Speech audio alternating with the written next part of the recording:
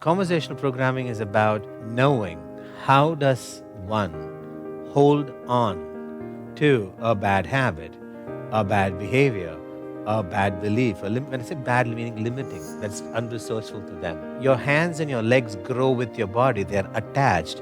You don't have to hold them together, but there's something that's holding them together. As you grow bigger and bigger, the cells and the joints also grow. The cell renews every year. The cells become old, they die, and new cells come. Your blood goes and flushes out all the toxins out of it. All the juices between the joints are replenished. There's a mechanism of how your hands and legs are held together in your body. It's not automatic, it's by design. In the same way, there is a mechanism by which beliefs and behaviors are held by the person.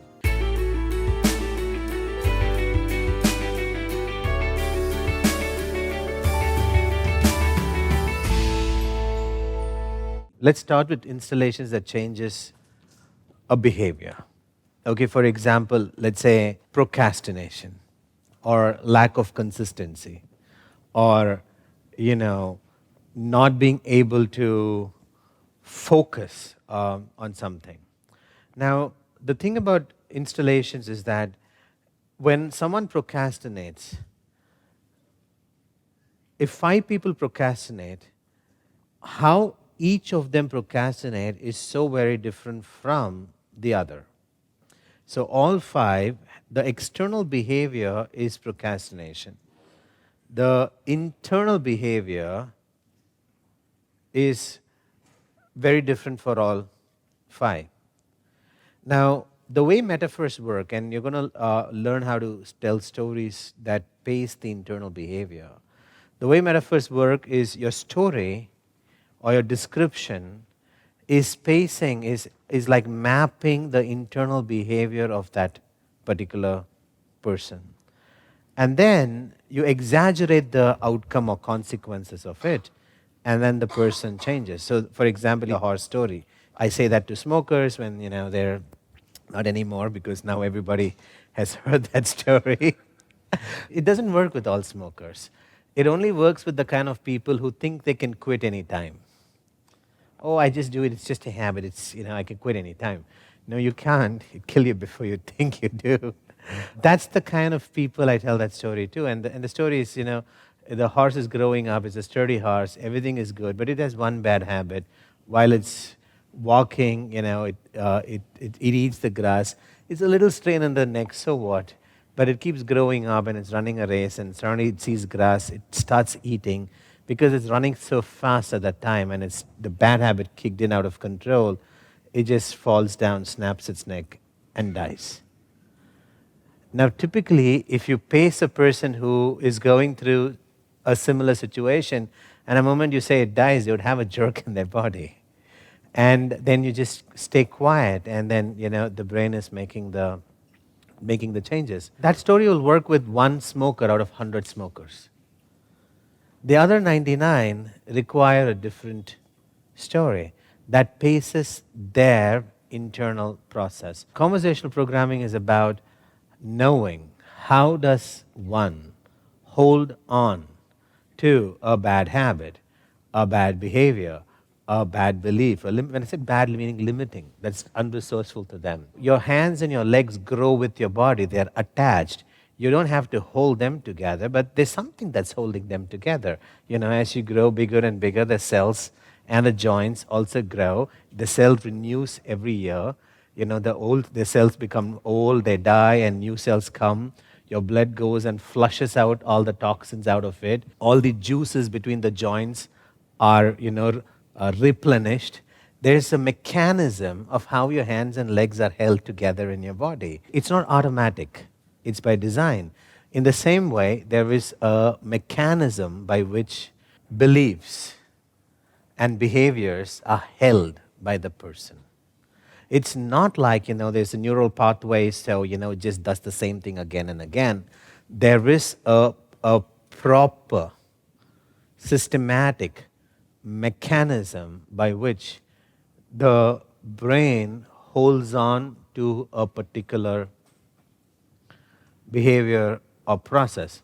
The more you understand that, the more you'll spontaneously come with stories that'll change that person's behavior and so on. Smoking is the external behavior. Okay, so the external behavior,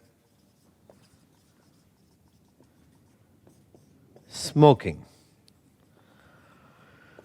What are all the internal unconscious process? Come on, tell me. What all person one, stress, the person has this experience of um, stress relief. Stress relief, okay. For another person, it's a companion against loneliness.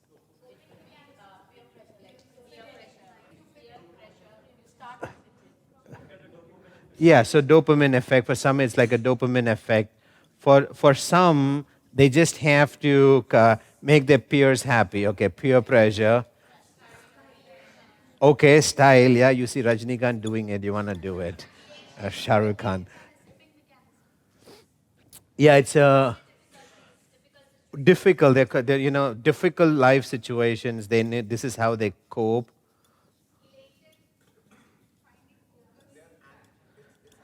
Yeah. Some people smoke because they focus. That's when they can think very clearly. I'm telling you really, okay, these are real human beings I have met. Uh, Pardon me?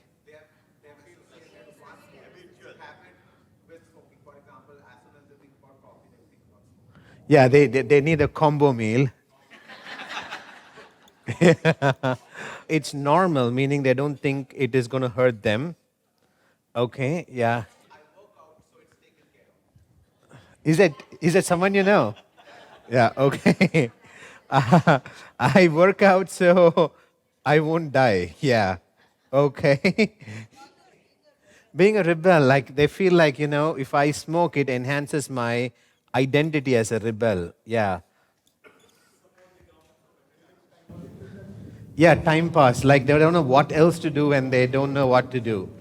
Yeah, I've seen people like that. Time pass, like to escape boredom. Yeah. Yeah, some people seem to like the taste and smell. Uh, some people feel like if they smoke a cigar, they are now in the wealthy club. So there's an identity kind of category. Yeah. Bravery, Yeah, because yeah, he's yeah. So in the identity category, rebel, rich, brave, yeah. they feel like doing that gives them an identity of Because on brave. that packet there is that lung cancer image. So I am a fighter who is going to fight lung cancer. It can be an anchor for some creativity. Yeah. So focus, creativity. Put them in the same basket. If they want some different flavors, instead of smoking, they'll vape with different flavors. So it's like I'm not smoking, it's just vaping and just an excuse for different kind of flavors. Yeah. So Yeah, it's like in the workout category. It won't harm me. yeah. Yeah, so it won't harm me. Because I'm only vaping, it won't harm me. Some people do it as part of their weight loss journey. That if I smoke, I won't put on weight. Yeah, yeah, all these models. Yeah, they go from smoking to smoking up also. It because it affects your digestion. I think we have enough. Okay, so we took one habit, one behavior called smoking. But do each of you know at least one person who fits in one category but doesn't fit the other? Enough number of people who fit several of these categories and won't fit several of the other. Is that right? So the internal guesses are not made up, right? These are when you get the internal guess, it feels obvious. Yeah, this is why this person is doing it. So now if you tell a metaphor that is designed for this to someone who does it for liking the taste and smell, it's not going to work. And if you tell a metaphor for someone who designed for someone who likes the taste, for to somebody who's doing it for companion against loneliness, it's not going to work. So metaphors work, and how do you come up with these metaphors is the easy part. But the challenging part is finding this internal process. So the external behavior is the same. The behavior is smoking, but how do they hold on to it? Remember, it's not a what question, it's a how. Whenever you ask a how, you get to the unconscious process. The external behavior is smoking, the internal behavior, internal unconscious process that helps them hold on to that behavior is different for different people. Now, the limitation for most of you will be that you will process the internal unconscious process for others based on how you might do it, or based on how someone, your child or your spouse might do it. But I think part of what you're going to develop in conversational programming is the flexibility to go beyond your known references when dealing with another individual and to see how they are holding on to that process. Okay, so I think that's the personal evolution that has to happen.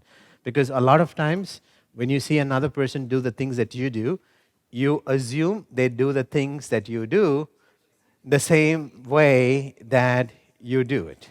And it isn't that way.